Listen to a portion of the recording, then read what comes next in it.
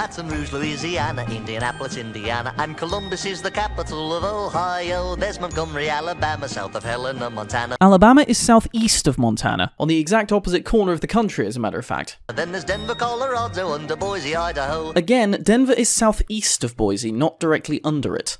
Texas has Austin, then we go north to Massachusetts, Boston. Boston is more east-northeast of Austin than directly north of it. In Albany, New York, Tallahassee, Florida, and Washington, D.C. The District of Columbia is not a state.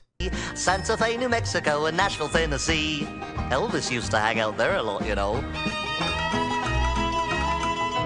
Trenton's in New Jersey, north of Jefferson, Missouri. Again, Trenton is decidedly further east of Jefferson than it is north. You got Richmond in Virginia, South Dakota has Pierre, Harrisburg's in Pennsylvania, and Augusta's up in Maine, and here is Providence, Rhode Island, next to Dover, Delaware. It's a bit of a stretch to describe Delaware and Rhode Island as being next to each other, considering that they're 3 states apart, those states being New Jersey, New York, and Connecticut. Concord, New Hampshire, just a quick jaunt to Montpelier, which is up in Vermont. But that's only if you consider nearly 2 hours at least by car, according to Google, a quick jaunt. And there's no more inaccuracies in this song, it's actually kind of accurate, so let's move on to the next one. And now, Yakko Warner sings about time. When you're traveling from Nantucket through Chicago to St. Paul, and you're standing in an airport and you look up on the wall, there's a clock for every city and a different time for all. From Asia... Asia is a continent and uses 11 different time zones. Through Malaysia... And Malaysia Standard Time is one of them. To Peru... Incidentally, none of those are cities either. As anyone who's seen episode 1 will know, Malaysia and Peru are nations. Peru and Lima also seem to be listed separately and have 2 different time zones. This is incorrect, as Lima is in Peru.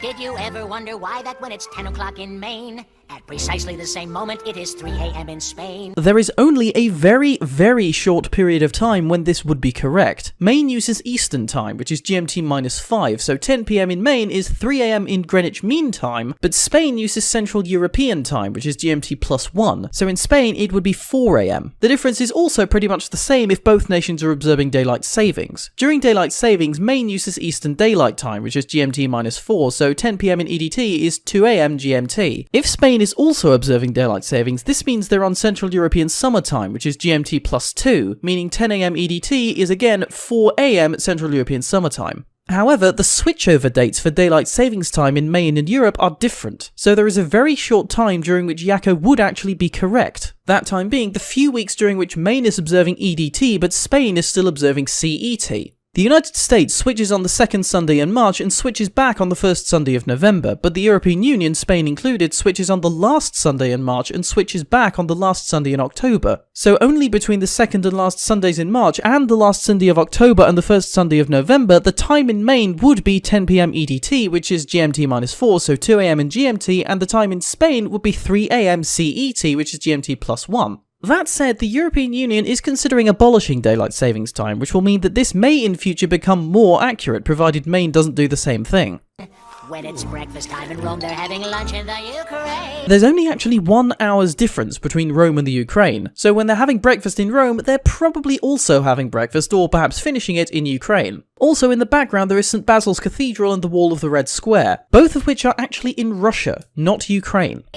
And it's supper up in Upper Kathmandu. And if breakfast time in Rome is about 6 or 7 a.m, they're actually probably about to have lunch in Kathmandu, since Nepal time is GMT plus 5 hours 45 minutes, making it about midday there when it's morning in Europe. Also, Nepal only has 1 time zone, so it makes no difference that it's Upper Kathmandu. Not to mention that sign in the background is a little bit hopeful. Mount Everest is about as far away from Kathmandu as Calais is from London.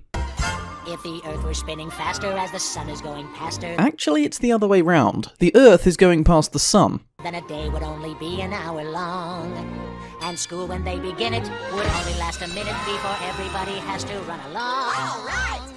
If the Earth were the planet that was closest to the sun, a year would be much shorter and you'd have a lot of fun.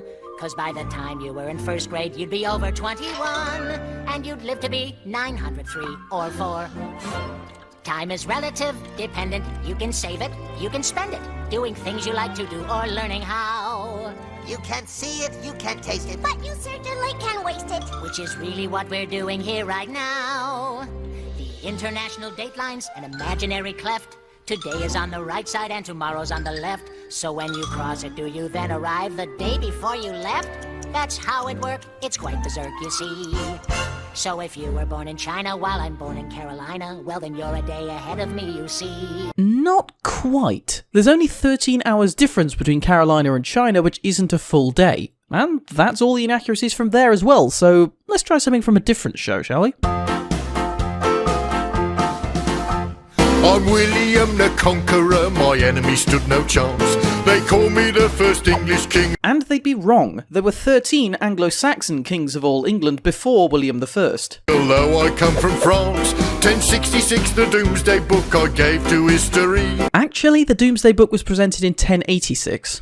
So fat on death, my body burst. William I's body didn't burst on death. It burst at his funeral, and only then because they had to push him into his grave. William's second cheeks were red, killed out hunting, so it said. William II did die in a hunting accident, but there's actually some debate as to whether or not he was assassinated, as this video seems to imply. Hi, Henry II killed Thomas Becket. That's a bit of a simplification. What actually happened was some knights misinterpreted an offhand comment by Henry expressing his annoyance with Becket as a royal command and promptly killed him. Oh, King John, what a disaster. Rule restrained by Magna Carta. Or rather, it was supposed to, but King John didn't actually abide by Magna Carta, and it didn't actually become law for about 82 years. Henry III built the Abbey. Or rather, rebuilt. Edward hated Scots. A red-hot poker killed Ed too, that must have hurt him lots. It's not actually known exactly how, where, or when Edward II died, but the historical consensus is that he certainly was not, as legend has it, stabbed up the bottom with a poker. King Henry IV, plots galore, not least from Henry V. Whilst there was political conflict between Henry IV and Prince Henry, later Henry V, there's little evidence to suggest his son actually plotted against him. Why, killed 10 score at Agincourt. 10 score is about 200, which is a fraction of the losses sustained by the French in the Battle of Agincourt. James VI of Scotland next, as English James I he led, then Stuarts ruled. James I was one of the said Stuarts. King George IV and known henceforth as angry, fat and cross. Hang on. It's true you beat Napoleon. Actually, it was George III who defeated Napoleon, so Vicky's actually giving George IV more credit than he's due. I ruled for 64 years, you know. Queen Victoria's reign was actually about 149 days shy of 64 years.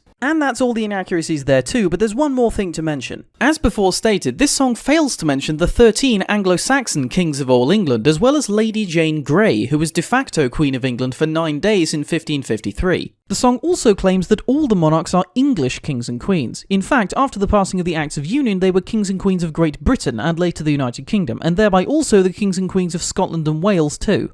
And that is all for this episode. Be sure to like, share and subscribe, join my Discord server, link below, and also to watch my other videos as well, because I do put a lot of effort into those too. Thank you all very much for watching, and I'll see you all next time. Ta-ta!